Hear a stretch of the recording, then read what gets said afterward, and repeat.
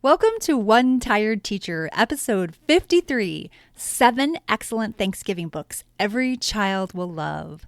It's that time of year, and I'm so thankful for Thanksgiving. I love a good holiday that really focuses on gratitude and being thankful. We talked about that last week, and I will link to that in the show notes because we talked about 8 mindful tips for teachers for teaching children gratitude, and I think that is so important, and I hope that you had a chance to listen to it. But today we're going to be talking about those books that you want to pull out during these next few weeks until we're almost there for Thanksgiving.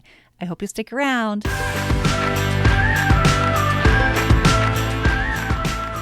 Welcome to One Tired Teacher. And even though she may need a nap, this teacher is ready to wake up and speak her truth about the trials and treasures of teaching. Here she is, wide awake. Wait, she's not asleep right now, is she? She is awake, right? Okay. From Trina Debery Teaching and Learning, your host, Trina Debery. Hey, so I'm so glad to have you today because I'm going to be talking about some really special books. Like a month ago, I guess maybe it hasn't even been that long, but for Halloween, I totally dropped the ball and didn't do my episode about the Halloween books you could use in your classroom until it was like the week before Halloween, which does not help when you only have that limited amount of time. So now this episode is coming out on, let's see, on the 14th, I think. So you should have plenty of time, a couple of weeks at least, of time that you are going to want to grab some of these really adorable titles for Thanksgiving. These are especially helpful in a primary, maybe up to 3rd grade, possibly 4th grade, but pretty much, K1, 2, 3. So if you are beyond that, then I hope you have a happy Thanksgiving. And if that's you and it's just right for you, then I want to share some books that I recommend for the holidays, because I know this time of year can be a little bit hard because you've got kids that are excited and they're getting ready for breaks and all kinds of stuff, and it gets crazy. And after you've survived Halloween, thank goodness, then this is a little bit easier of a time. I will say that. The Halloween part, whoa, is me. But now we start to calm down just a smidge before we get re-geared up for Christmas. And fall is for sure in the air. Well, actually, it's not here in Florida because fall doesn't even come until maybe the end of December. I am not even joking. It is so hot outside. Everybody's talking about these cold fronts, and we did have a cold front come to Florida, but it just hit the very top of the panhandle and did not did not make its way all the way down where I live. And it's so hot. It was like 93 degrees, I think, today. And it was just like, my son came in from playing basketball and he's like, "Mom, it's so hot." I'm like, "I know, and it's November." It's just crazy. But I do love it here in my home state, and that we get the entire week of Thanksgiving off. When I first started teaching, we only got the first, we had to work Monday, Tuesday, and Wednesday. So it was the first, actually, maybe we just worked Monday and Tuesday, and then we had Wednesday, Thursday, Friday off. Yeah, I think that's how it was. But it was hard to get everything together. I'm not even sure every year we had Wednesday off. I feel like we just jumped right into Thanksgiving sometimes. It was really hard. And I know that's how most people's jobs are, but we're teachers. There's got to be some benefit, for goodness sakes. Anyway, so here we are for fall. And if you read or heard of my Halloween episode about 7 sensational Halloween books for every kid will love, then you know that I waited until kind of the last minute. And so now I'm ready to be prepared and kick it into gear. I even went so far as soon as Halloween was over, I immediately decorated my house for Thanksgiving. So I am more on the ball for this holiday than I was for the last one. So please forgive me. All right. I also want to remind you that I did talk about a really fun activity that you can do, how to create a gratitude activity for kids.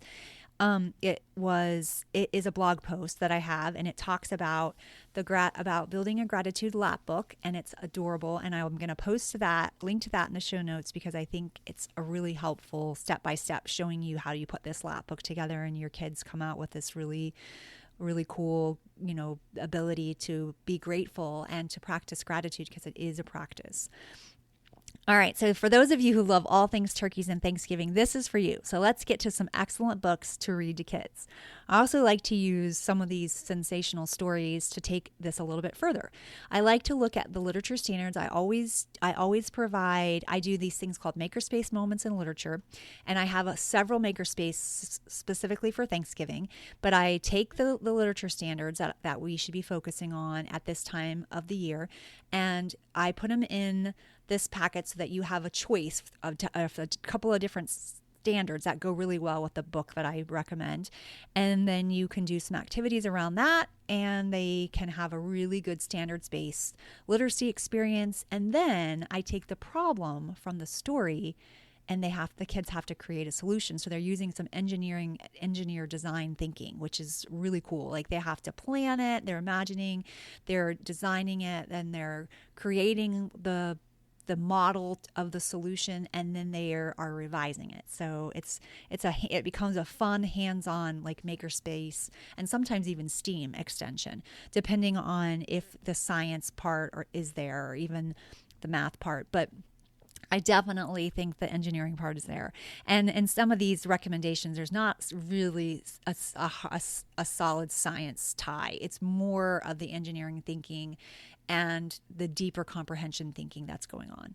So let's talk about the 7 excellent Thanksgiving books that every kid will love. Number 1, the first one that I recommend is called A Turkey for Thanksgiving, and it is by Eve Bunting. It is such a cute story. It is one of my favorite Thanksgiving books, but I love Eve Bunting. I think she is amazing. Like, I think she writes, like, she just has a beautiful way of writing, and this is another story that she has written that I think is really adorable.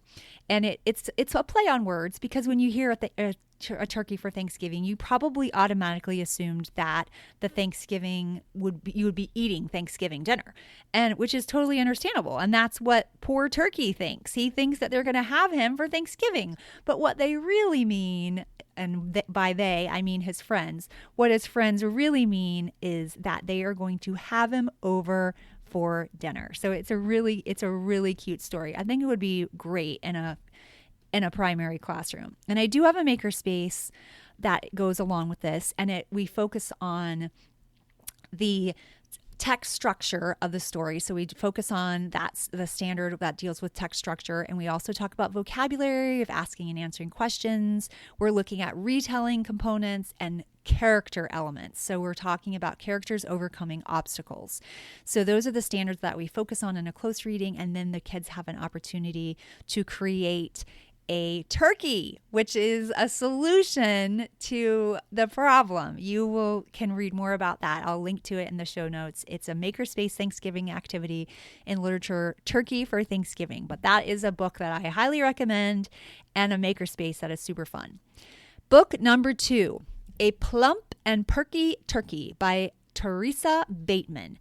This is another book. I think this one is so cute because this turkey is like trying to get the best of this town. Like the town is out of turkeys, and they have been eating like really boring things for Thanksgiving, and they are really wanting to have a plump and perky turkey. So they put out like this advertisement for a turkey, and this turkey comes along, and he totally knows what they're trying to do because they really want him for Thanksgiving, but he ends up pulling a fast one on Squawk Valley, and it's just really cute. So it's really good for if you're talking about, inferencing and predicting. I think that is a really strong aspect of this story. I also have a makerspace for this particular story, and in this one, again, we're looking at the text structure and how the author introduces the story, and like how you feel like you're introduced to the problem, and then how they wrap it up and kind of bring some closure at the end with a solution.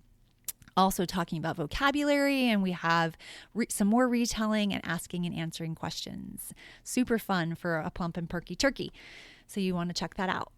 Book number 3 is 'Twas the Night Before Thanksgiving. Now, I love this by Dave Pilkey. I think this is one of my favorite stories, and I read it every single Thanksgiving because I think it's so fun. I love when the kids are walking off the bus. They go on this field trip. It's kind of like a play on 'Twas the Night Before Christmas. It is a poem, and I'm not a giant poem fan, I know, but kids love it and they think it's so cute. But the class goes on a field trip to Farmer McNugget's turkey farm. But once the children learn the fate of the turkeys, they step into action with quite an ingenious plan to save the turkeys. And I think that younger kids love this. And the solutions just really make me laugh. I think it's so adorable. I don't have an activity for that one, but I think it's a fun one to read.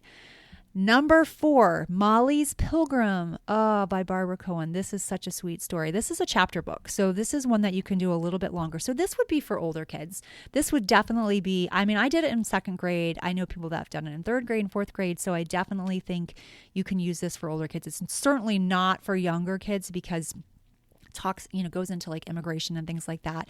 But it is a beautiful story about an immigrant girl who comes to identify with the story of the Pilgrims. This book, again, is perfect for older children. I do love that 2nd graders can still do it. It is a short chapter book if you're doing like a shared reading. And I have a whole packet of Molly's Pilgrims that it's like a thematic unit almost. It's like takes you through some literature work, and you go through standards-based work for that, and then it also does some math work. And so it's for you can really take it for the week before Thanksgiving, and then you're getting through the whole entire story and you're doing some activities to go with it. It's really fun. Book number 5, Let's Celebrate Thanksgiving by Trina Debery. Yes, that's me. I wrote it. But I really wanted a nonfiction text about Thanksgiving that younger children can understand. I didn't want to go too in depth with the Native American aspect because I focused this for little kids. I didn't want to lie to them. I didn't want to tell them like a non-truth, but I also didn't want them, I want them to understand that, we weren't the first people here and that we were coming together. And I didn't go into any more of like the controversial part of it because these are smaller children. And again, I don't feel they're not quite ready for that information. But I did create this book. It does have it is an interactive reader. It has a place for them to reflect on various standards. I focused on images, making meaning for text, and vocabulary, and asking and answering questions. And I think that it's a great way to get some informational text in. I also have this as a digital form, so you would have much less paper if you wanted, or no paper at all. I have 2 options, so you can check that out. I'll link to that in the show notes. Book number 6 is also written by me. It's called The History of the Thanksgiving Day Parade. And I made this when I started seeing all these adorable little like STEM or STEAM things where people were making the float, making a different float for the parade. And so I'm like, you know what? It needs some more information. I need more informational text. What about doing some research on the history of the Thanksgiving Day Parade? So I did that, and then I wrote a little reader for kids. And it's really quite fascinating. It's really interesting. So you might want to check that out. And I'm, again, focusing on informational text standards. It's an interactive reader, and it's also available on digital format. And then last but not least, book number 7, This First Thanksgiving Day Accounting Story by Laura Melmid. And this is a fun counting and rhyming book centered around Thanksgiving. This book is perfect for very young children, for like pre-K maybe in kindergarten. So those are my 7 recommendations. Whether you celebrate Thanksgiving or not, most kids will still be, excited from and coming off their Halloween sugar high. And I think the more engaged we can keep them during this time period so we can make it out of 2019, the better. I know the one thing that I am thankful for, and that is that Thanksgiving, like we get that whole entire week off. Yes. All right. Happy Thanksgiving. And I am going to tell you now that next week I will be back because I am going to be celebrating, and I want you to join me celebrating 1 year of podcasting. Woo! So One Tired Teacher is 1 year old, and I hope that you will celebrate with me next week. And then we're going to be taking a couple weeks off for this Thanksgiving time. And I have not taken 1 week off from One Tired Teacher since I started this a year ago, but I think that a week or 2 weeks might be in order. All right, I'll let you know next week. Until next time, sweet dreams and sleep tight.